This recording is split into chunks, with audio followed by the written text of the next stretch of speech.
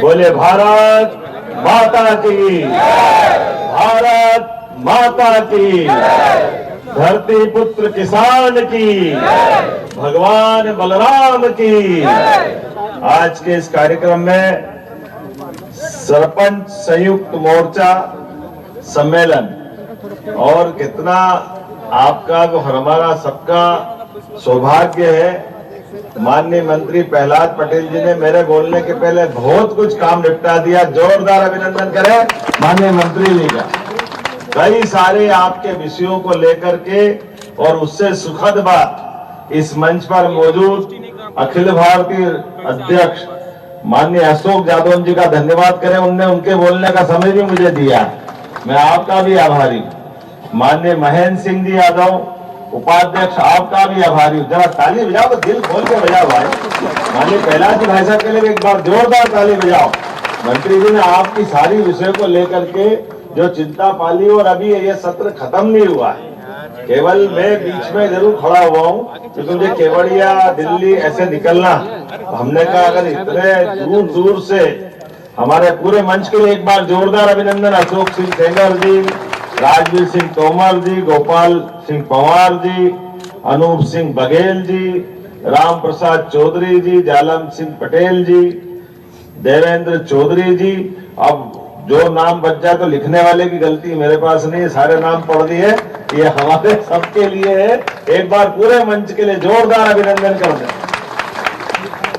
त्रिस्तरीय पंचायत संयुक्त मोर्चे के इस सम्मेलन में सच में अलग अलग संगठन आते तो कंफ्यूजन पैदा होता है, बड़ा मुश्किल जाता है किसकी बात माने किसकी नहीं माने।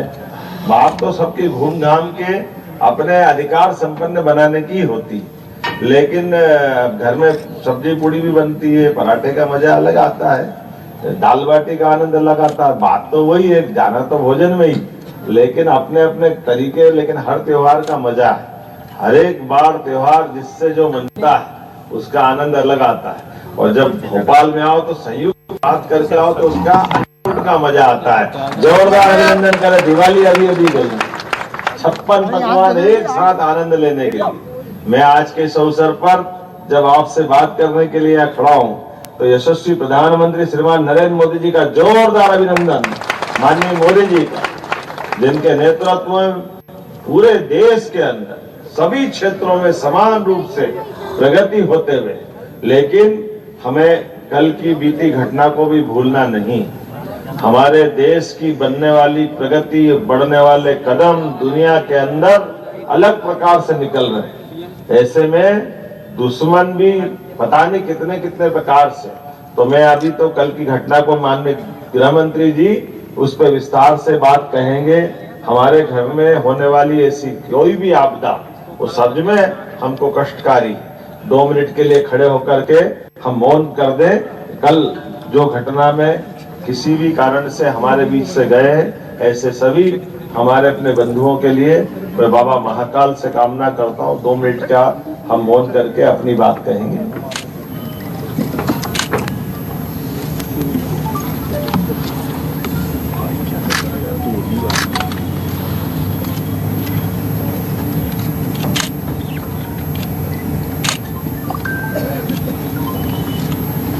ओम शांति। बैठ जाए। हमारी अपनी ऐसी रोजमर्रा की गतिविधियों में इतना बड़ा देश, और इस बड़े देश के अंदर यशस्वी प्रधानमंत्री ने 10-11 साल में कितने प्रकार से कितनी सारी चीजों की चिंता की। इसलिए हमारे देश के यशस्वी प्रधानमंत्री पे हमको भरोसा है, माननीय गृह मंत्री पे भरोसा है। जब लाल सलाम को आखिरी सलाम हो रहा तो ये लगेंगे कहा जो भी होंगे सब ठिकाने लगेंगे, ये पक्का भरोसा पूरे देश को। माननीय मंत्री जी बालाघाट से सांसद आते थे, ऐसी कई सारी घटनाओं का और कितने प्रकार के ऐसे व्यवस्थाओं के बीच अपनी हिम्मत से इन सारी बातों से बाहर आना पड़ता है। आज के इस अवसर पर चूंकि आपके राष्ट्रीय पदाधिकारी मौजूद है, प्रदेश के पदाधिकारी मौजूद है, और जो अभी विषय आए उन विषयों के लिए हमारी सरकार सदैव आपके साथ है, ये पक्का बोल सकता हूँ, इसमें कोई शंका नहीं। जो हमारे बीच में तय होगा उस व्यवस्थाओं का परिपालन करने का काम ये सरकार के माध्यम से निश्चित रूप से होगा। और ये बात तो सही है कि जब सरपंच के सामने बैठेंगे तो सचिव, रोजगार सचिव, क्या रोजगार सहायक, ये सब चीजें तो आना ही चाहिए, इनके बिना बात थोड़ी बनती है। तो ये इस विषय को लेकर के भी विभाग गंभीर है। लेकिन ये भी बात सही, त्रिस्तरीय शासन प्रणाली में पंचायत के लिए सच में जो प्रधानमंत्री, मुख्यमंत्री ये हमको दिखते भले ही है, या आपकी नगर पालिका, नगर निगम, नगर पालिका, ये जो आपको पावर है वो पावर तो इतने बड़े बड़े पद वालों को भी नहीं। एक सरपंच जो पंचायत के लिए कर सकता है वो कोई नहीं कर सकता। जोरदार अभिनंदन अपने आप के लिए भी कर, क्योंकि पंचायत की नीचे तक की प्रणाली इतनी अच्छी है। इस व्यवस्था के आधार पर सच में कहा माननीय मंत्री जी ने कि एक पंचायत के सरपंच और पंचायत के दरमियान एक एक घर की गिनती आपके माध्यम से हो जाती, एक एक घर में होने वाली घटनाओं को लेकर के आप अवगत रहते हैं और भविष्य में आपको कहां ले जाना इसमें भी कोई शंका नहीं, वो सारी चीजें आपके सामने। ऐसे में सरकार की व्यवस्थाओं के बलबूते पर हमारा तो भौगोलिक रूप से इतना बड़ा प्रदेश, इतने बड़े प्रदेश में सच में बड़ी आबादी हमारी गांवों की पंचायतों में रहती, तो हमारे प्रदेश की अगर तस्दीर बदलना है, इसकी तकदीर बदलना है तो आपके बगैर संभव नहीं हो सकती है। ये पक्की बात है, ये आपके भरोसे से ही विकास का कारवां चल रहा है। इसलिए हमारी सभी योजनाओं के लिए आधार अगर हुए तो पंचायत। इसलिए आप बताइए, मुझे ट्राइबल के अभी कुछ भाई बहनों ने अपनी तरफ से बात कही तो हमने कहा कि आपकी बात का भी विचार करेंगे। पिछली बार भी पिछली बार आपके यहाँ 23, 24, 25 जुलाई को ये हमारा एक कार्यक्रम किया था जिसमें त्रिस्तरीय व्यवस्थाओं के लिए खासकर पंचायतों के अलग अलग श्रेणीवार लोगों को बिठाए थे। और इस साल भी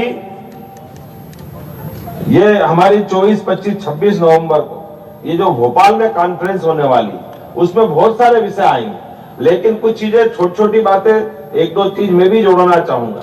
उदाहरण के लिए जैसे हमारा शहरीकरण बढ़ रहा है और शहरीकरण बढ़ने के कारण से पंचायत और पंचायत के पास में लगी नगरीय निकाय की कोई व्यवस्था है तो नगरीय निकाय और आपके बीच में एक कई बार ये टकराव आता है। जब नगर निगम, नगर पालिका, नगर परिषद होती तो उनके पास पार्षद भी होते हैं, सीओमओ भी होते हैं, बहुत सारी चीजें होती, लेकिन ठीक पास में पंचायत है। अब पंचायत के पंचायत सचिव और सहायक सचिव, इससे बड़ा कोई होता नहीं। और वो टीएनसी यूएनसी से लेकर बड़ी बड़ी अपनी कॉलोनी बनाने आते हैं, बहुत सारी चीजें होती। तो ऐसा कोई समाधान निकले कि हमारी पंचायत भी जिंदा रहे और वो विकास का काम भी बंद नहीं हो, इसका मैकेनिज्म बनाने की जरूरत है। इसके आधार पर भी हम अपने बड़े शहरों के साथ, लेकिन जो पंचायतें ऑटोनोमस है, जिन पंचायतों को अपने काम करना है, तो मैं आज ये भी देखता हूँ विदिशा में उदाहरण बना कि हमारी आवासीय व्यवस्था में पंचायत भी अपना रोल अदा करे कि आपकी खुद की प्लानिंग से अपना नया गांव बसे, क्या परेशानी उसमें, उन कामों को भी किया जा सकता है, लेकिन विभाग के दरमियान उसको कैसे करें ताकि कठिनाई नहीं आए। जैसे बीच बीच में कोई ने खड़े होकर बोला ना कि कार्रवाई हो जाती है, एफआईआर हो जाती है, ये जो कठिनाई है मैं मान के चलता हूँ, ये पक्की बात आपको गारंटी दे सकता हूँ। अच्छा काम करो, सच्चा काम करो, सरकार आपके साथ आने वाली, कोई कठिनाई आपको नहीं आने वाली है, ये पक्की बात। बस काम के करने का इंटेंशन दिख जाता है कि काम की आपकी करने की भावना अगर शुद्ध है तो उस भावना में तो परमात्मा आपके साथ, कोई दिक्कत नहीं। यशस्वी प्रधानमंत्री के नेतृत्व में जब हम अपने इस तरह की व्यवस्थाओं को लिए आगे बढ़ते हैं तो कई नए टारगेट आते हैं। जैसे अभी माननीय मंत्री जी ने सही कहा, 2472 अटल पंचायत भवन हमारे पास इन गांवों की व्यवस्थाओं के लिए आज की स्थिति में भी जो आंकड़े बताएं, 1037 सामुदायिक भवन, 106 जनपद पंचायत के भवन, 5 जिला पंचायत के भवन स्वीकृत की। जब स्वीकृत करो तो ताली वाली तो बजाओ भाई, आप ही के लिए तो कर रहे हैं। मैं समझता हूँ कि मैं बोलता तो भूल ही जाते हैं काहे के लिए बोल रहे हैं, ये आप ही के लिए बोला जा रहा है। ये हमारा सौभाग्य भी है कि जब इतने बड़े काम आपको मिलने जा रहा है, ऐसे में शांति धाम की बात भी बहुत पवित्रता के साथ आई। ये हमारे लिए 2026 का समय, सच में 27 में आपके चुनाव आ जाएंगे, सभी के चुनाव आने वाले हैं, तो हमारे द्वारा ये मन का एक भाव भी रहता है हर एक गांव के अंदर।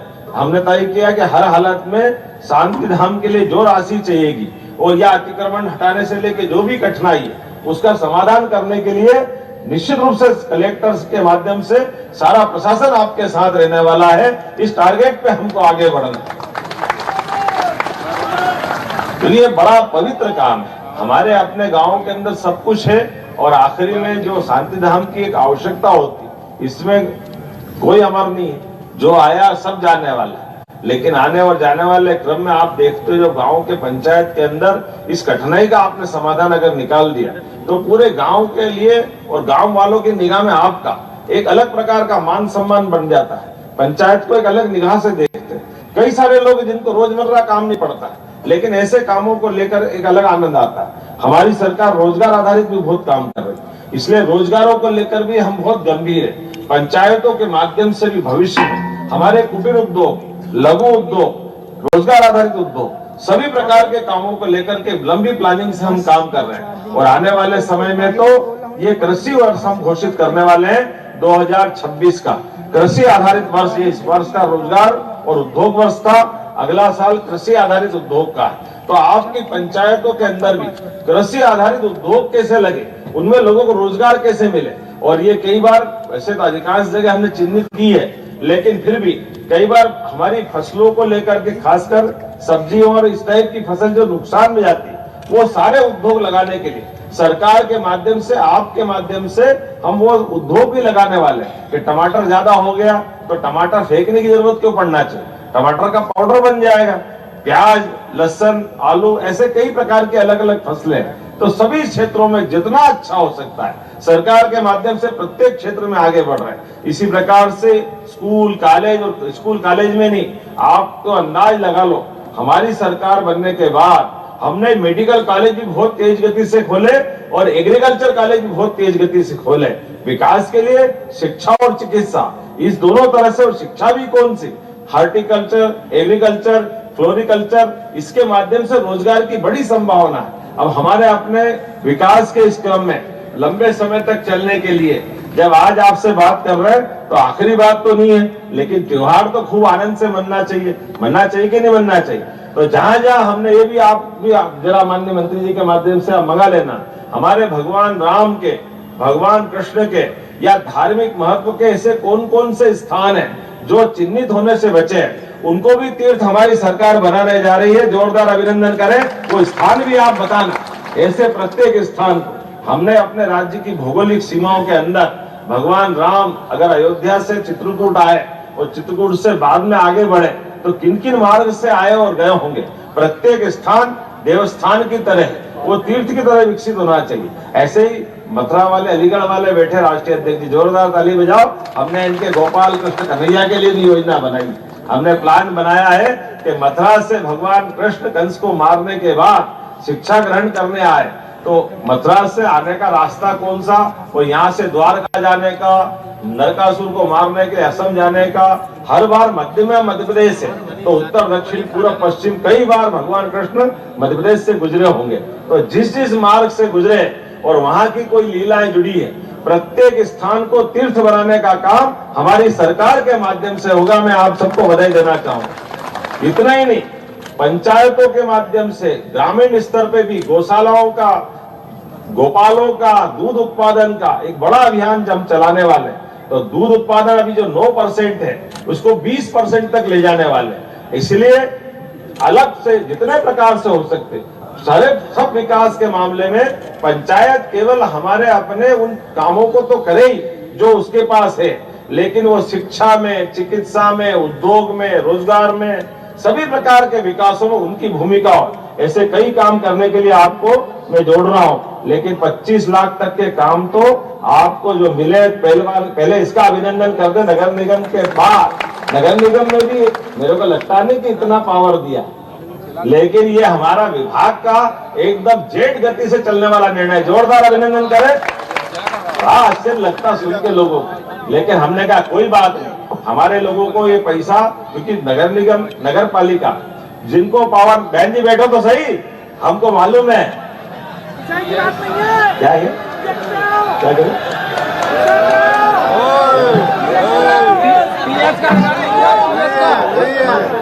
एक मिनट भाई, जरा खड़ो यार। आपके 12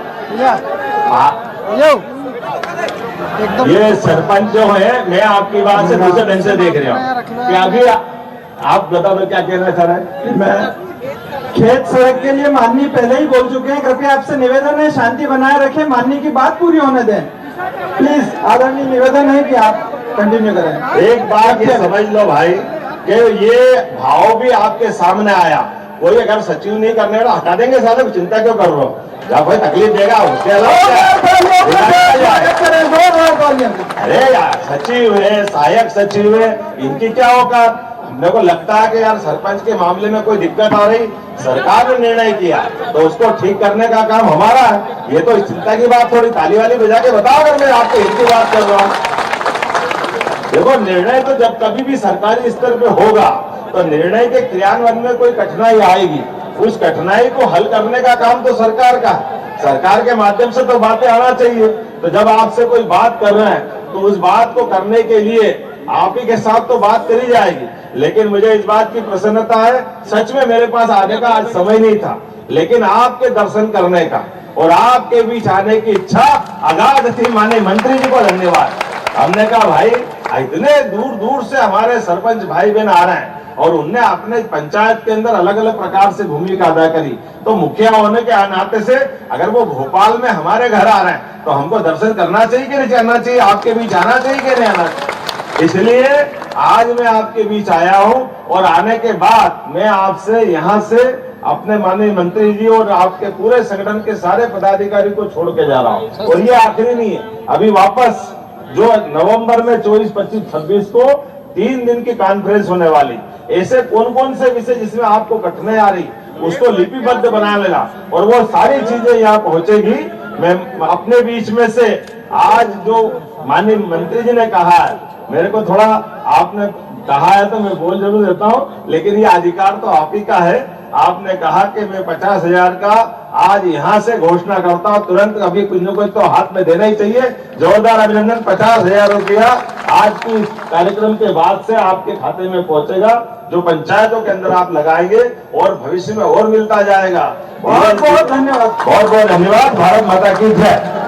माननीय मुख्यमंत्री जी का बहुत बहुत धन्यवाद कि उन्होंने हमारी समस्त मांगों चीजों को देखा। अब मैं धन्यवाद प्रस्ताव के लिए श्री अशोक जी का मैं अभी रुकूंगा, एक मिनट मुख्यमंत्री जी को छोड़ने के बाद मैं रुकूंगा। जो लोग ये खड़े हुए हैं इनसे जरूर बात करेंगे। अच्छा नहीं चलेगा।